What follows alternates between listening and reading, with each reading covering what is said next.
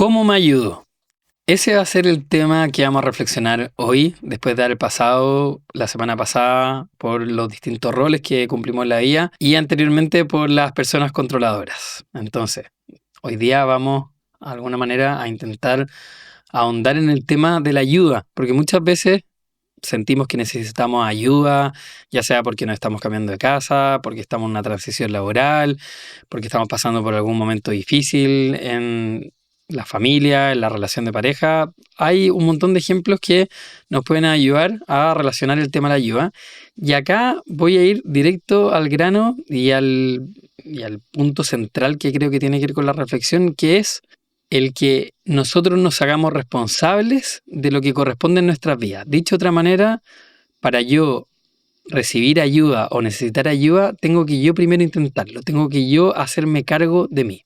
Entonces, si en algún momento necesitan algo, voy a partir primero pensando en el punto de vista de la filosofía, en donde Aristóteles decía, en realidad no era Aristóteles, creo que era Sócrates, que decía que una persona sabia normalmente sabe lo que tiene que hacer, sin embargo en algunos momentos requiere la mirada y el punto de vista de otros y en general considera a una o dos personas más. Entonces, si yo por ejemplo quiero hacerme unos huevos revueltos, puedo preguntarle a una persona que sepa cocinar, oye, ¿cómo se hacían los huevos revueltos? ¿O cómo lo haces tú? Entonces puede que yo sepa cómo hacer los huevos revueltos, pero quiero probar, quiero corroborar alguna información, etcétera. Puede ser también que, y es lo que veo en mi consulta, que he visto también que a varias personas les pasa, que tiene que ver con las transiciones en la vida. Por ejemplo, un cambio de trabajo, un cambio de casa. Entonces, quizás la ayuda de alguien que ya haya pasado por eso me puede servir de referencia. Entonces, oye, yo te recomiendo comprar cajas, por ejemplo, para que cuando te mudes sea fácil. Y otra persona puede decir, oye, sabéis que yo en verdad valoro mucho el tiempo y prefiero contratar una empresa que me ayude, que me embale todo, y así se hace todo mucho más llevadero, que es de hecho la recomendación que yo les daría, sobre todo para los que tienen hijos. De todas formas, si bien siempre va a ser bueno tener una referencia, yo quiero invitarlo a confiar en usted y a ocupar la intuición. Entonces, ¿a qué me refiero con la intuición? Esta voz interna que me dice de alguna forma qué es lo que es bueno para mí, por dónde me inclino, por dónde es más fácil, etc. Entonces, cuando pienso en que necesito ayuda para algo, recuerden este podcast, este capítulo en especial, y recuerden que mi invitación es ¿qué puedo hacer yo primero? ¿Qué está dentro de mis posibilidades, dentro de mi manejo, para que yo pueda afrontar esa situación de la mejor manera posible? Si ya después quedo corto o no me alcanza con mis capacidades, ya sea porque siento que no me la puedo o porque realmente a pesar de haberlo intentado no me resulta, ya empiezo a buscar ayuda y empiezo a buscar referencia. Entonces acá también se me viene a la cabeza mi hijo menor, Alonso, que de sus 2 años y medio actualmente ya está pidiendo ayuda. Entonces, por ejemplo, lo va a ir a cambiar pañales o lo va a sacar del agua y empieza, ayuda, ayuda. Y yo lo quedo mirando y digo, Alonso, ¿qué te pasa? Si está todo bien, ayuda. Y me pone cara, en momentos más críticos se pone a llorar. Si está Lale por ahí dando vueltas, va a ir rápidamente a ver qué es lo que necesita. Pero de alguna forma pienso que él está aprendiendo a pedir ayuda sin necesariamente intentarlo. Como que al tiro se complica y en vez de hacer algo al respecto empieza a patalear. Entonces, con esto más allá de jugar si está bien o está mal, a lo que quiero llevar es que puede ser que hay alguno de ustedes que está escuchando este capítulo que antes de intentarlo ya se empieza a desesperar, ya sea porque es una persona más ansiosa o porque está acostumbrado a pedir ayuda.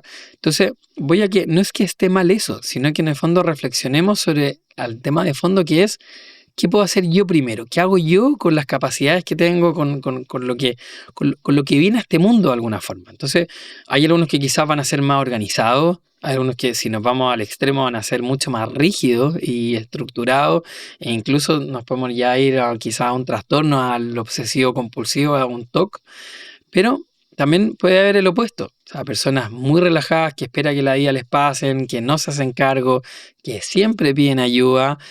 Y hay que tener ojo con eso, porque de alguna manera cada uno está librando sus propias batallas, cada uno tiene sus propios temas. Entonces, de alguna manera, para yo poder ayudar a otros, tengo que aprender a poder ayudarme yo mismo. A mí me pasa mucho, por ejemplo, en la consulta. O sea, si bien yo puedo tener mis propios temas en el día a día, ya sea por los niños, por la Ale, la pareja o el trabajo o lo que sea, de alguna manera he aprendido a ver qué puedo hacer yo primero antes de pedir ayuda. Esto fue un aprendizaje que tuve en realidad cuando era mucho más chico, tenía que arreglar un tema al computador y uno de mis hermanos me dijo, pero ¿y qué hiciste tú? ¿Qué, intentaste solucionarlo primero? Obviamente yo me empecé a desesperar y dije, pero si te estoy pidiendo ayuda es porque necesito ayuda, no es porque no lo haya intentado antes, pero de alguna forma me quedé con la reflexión de que sí, tienes razón, quizá es importante intentarlo y si no, pedir ayuda. Entonces, de alguna forma eso es lo que hablo hoy, que cuando uno pide ayuda es porque en verdad uno está con esa desesperación de que necesito resolver esta situación. En algunos casos más extremos puede haber un compromiso de la vida, o sea, me puedo estar ahogando, puedo estar en un incendio, puedo estar en un accidente. A lo que voy con todo esto es que el tema de la ayuda es paradójico porque, por ejemplo, pienso en las colectas. A más de alguno de ustedes le podrá haber llegado alguna invitación, sobre todo hoy en día que muchas son digitales. Oye, coopera con esta campaña, etcétera. Y uno a veces dice, chuta, pero no tengo. O sea, ¿cómo lo voy a cooperar a otros si ni siquiera yo tengo para llegar a fin de mes, etcétera?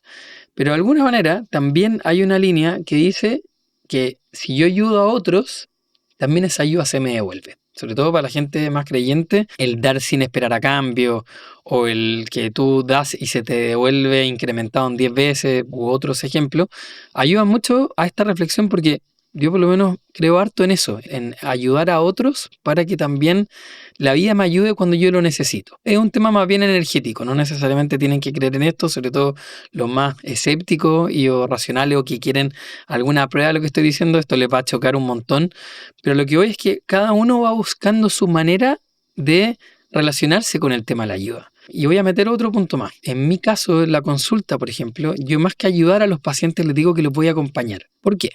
Porque la ayuda para mí tiene que ver con que yo sé la respuesta. Por eso te puedo ayudar, porque yo tengo la solución. En cambio, el acompañar significa hagámoslo juntos. Veamos cómo puede ser más llevadero para ti, veamos cómo hacerlo de la mejor manera posible. Entonces, cuando llega alguien a mi consulta, sobre todo en la primera sesión, idealmente cuando yo hago el encuadre y comento cómo se va a dar este espacio terapéutico, trato de aclarar muy bien este tema para que las expectativas de la persona no sean que yo le voy a resolver las cosas que típico que me dicen, vengo a buscar las herramientas para, y ahí va la problemática que la persona tenga. Entonces yo le digo de vuelta, veamos con qué contamos, veamos con qué llegas tú a la terapia, cuáles son tus mecanismos de defensa, cuáles son tus características, con qué te resulta más fácil en general en la vida relacionarte y busquemos la mejor manera para que te pueda ir bien en la vida. Entonces, si de alguna manera vamos buscando sacar algunos puntos, yo me quedaría con que la ayuda tiene que ver con las capacidades propias. La ayuda también tiene que ver con el primer intento de mi parte y la ayuda también tiene que ver con considerar a otros. Entonces, si yo tengo, en cierta forma, esos 3 puntos en mente, la próxima vez que necesite resolver algo, que necesite enfrentarme a una situación, antes de desesperarme, antes de angustiarme con cómo lo voy a hacer, recuerden, ¿qué depende de mí? ¿Qué puedo hacer yo? ¿Habrá alguien más que yo pueda contactarlo para tener una referencia? Y finalmente, si es que aún así, a pesar de haber intentado estas opciones, necesito ayuda, pedirla. Hay una frase que dice, en pedir no hay engaño. Hay gente que le da vergüenza pedir ayuda. Hay gente que le da pudor pedir ayuda porque siente que tiene que arreglárselas por sí misma. De todas formas, yo creo que la ayuda en muchos casos es necesaria. Y viene bien una mano, en el caso que tenga que ver con algo físico, mover caja, muebles, reparar cosas en la casa, etcétera. Y también un punto de vista, cuando tiene que ver con algo emocional, ya sea porque tengo que tomar una decisión difícil, como por ejemplo cambiarme de trabajo, terminar una relación, decirle a algún familiar que no me gusta, cómo están dándose las cosas y que me gustaría que fuera distinto. Por una o por otra razón, este tema de la ayuda creo que es súper interesante y que va siguiendo esta línea de el autoconocimiento, de cómo me hago cargo, si soy una persona controladora, las etapas de cambio. etcétera. Entonces, con este capítulo, ojalá que de alguna manera les haya sumado a la reflexión personal. Esto tiene que ver con un acompañamiento semanal, así que si les hace sentido, feliz de que me sigan, de que le pongan un me gusta y sobre todo que lo compartan con más gente. Esto es para algunos terapia gratuita, para algunos también tiene que ver con acompañamiento y con mucho cariño acá compartiendo conocimientos detrás de cámara Nico con la edición de estos videos. Y como les digo, la idea es seguir aportando a tener un mejor mundo con personas más trabajadas emocionalmente hablando y también de pensamiento, que tengan buenos criterios. Acuérdense que este podcast se llama Compartiendo Criterios y ojalá que les haya gustado este capítulo, así que tengan un buen día, vamos por una buena semana y lo mejor para cada uno de ustedes intentándolo. Se puede. Chau.